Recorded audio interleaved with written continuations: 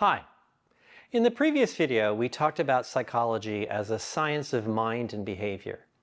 In this video, I want to focus on how psychological knowledge is actually built. This is where many misunderstandings begin.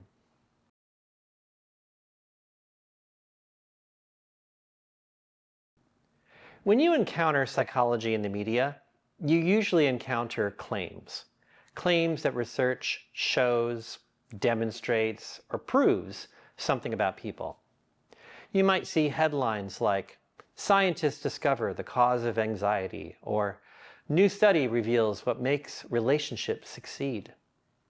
What usually sits behind those headlines is a much more modest piece of evidence. Often, it's an association observed in a particular group of people at a particular point in time using particular measures. The language of certainty enters after the study, not from the study itself. In your reading this week, you'll see psychologists arguing that science works best not because individual scientists are perfect, but because the system is designed to correct bias, error, and overconfidence over time.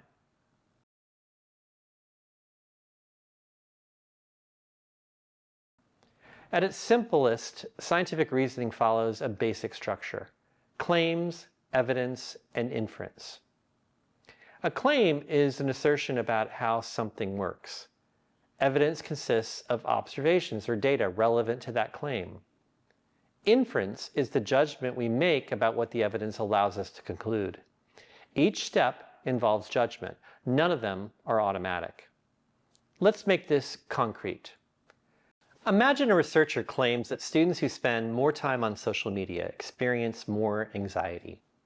The claim is about a relationship between social media use and anxiety. The evidence might be a questionnaire completed by a group of students at one point in time. The inference is what we decide that evidence allows us to say. Does it allow us to say social media causes anxiety?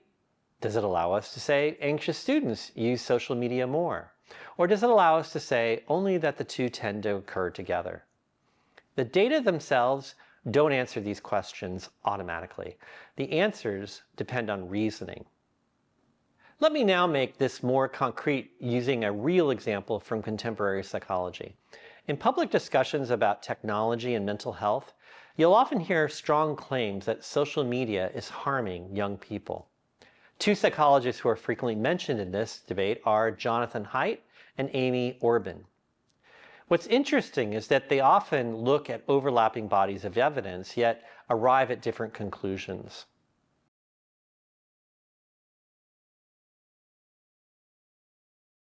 Haidt has argued that the use of smartphones and social media has contributed to a deterioration in adolescent mental health. The claim here is explicitly causal. It suggests that increased exposure to social media produces anxiety, depression, or related outcomes, and that reducing exposure would improve well-being. Orben, by contrast, has argued that the relationship between social media use and mental health is much weaker, more complex, and more uncertain than public discussion often suggests. For example, in one large UK dataset, she found that whether a child is prescribed eyeglasses has a far bigger effect on their well-being than their social media use. Her claims are more restrained. They emphasize variability, small effects, and the limits of what existing evidence can support.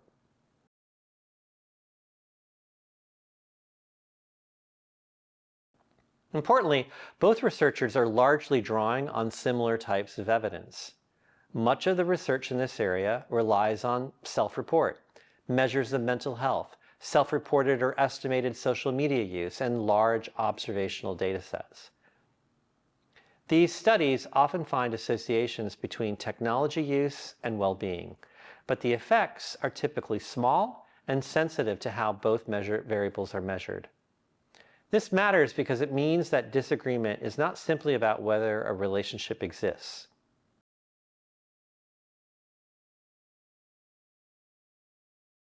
Where Haidt and Orben differ most sharply is in how those associations are interpreted.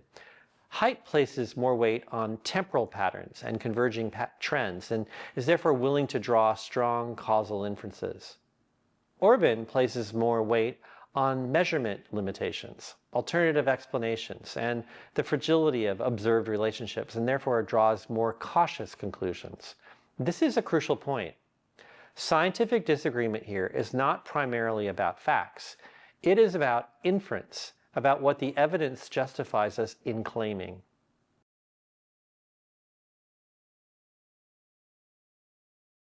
From the outside, debates like this can make psychology look confused or divided.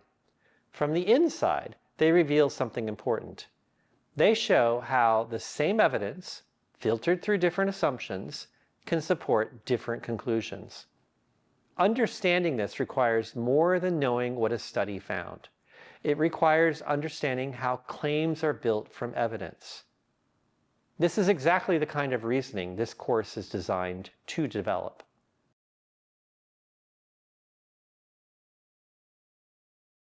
A very common misconception is this: if a study finds a result, the claim must be true. Any single study is conducted with a particular sample in a particular context using particular measures. Each of these choices constrains what the evidence can justify. This is why psychologists care so much about replication, convergence, and transparency. Scientific conclusions are strengthened over time, not established in one step.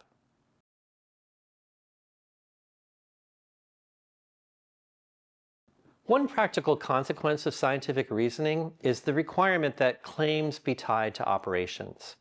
In psychology, we cannot simply talk about intelligence, anxiety, or prejudice in the abstract.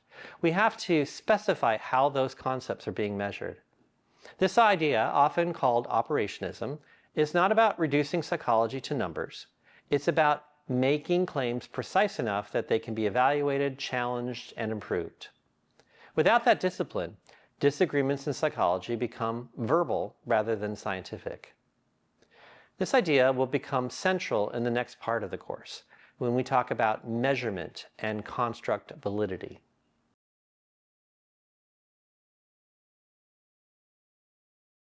This is where statistics often get misunderstood. Many people expect statistics to tell them what conclusion to draw. In reality, statistics help us evaluate uncertainty after we've already specified the claim, the evidence, and the inferential question. Statistics do not replace judgment. They make judgment more disciplined. They help us ask, could this pattern have arisen by chance? How large is this effect? How uncertain is the estimate? Statistics discipline uncertainty rather than eliminate it.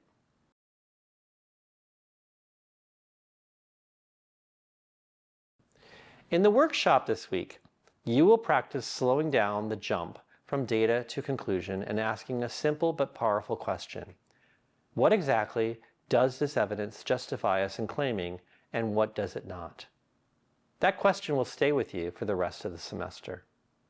These ideas form the backbone of scientific reasoning in psychology. As the course progresses, we will return to them again and again, applying them to new methods, new data, and new claims. I'll see you in the workshop.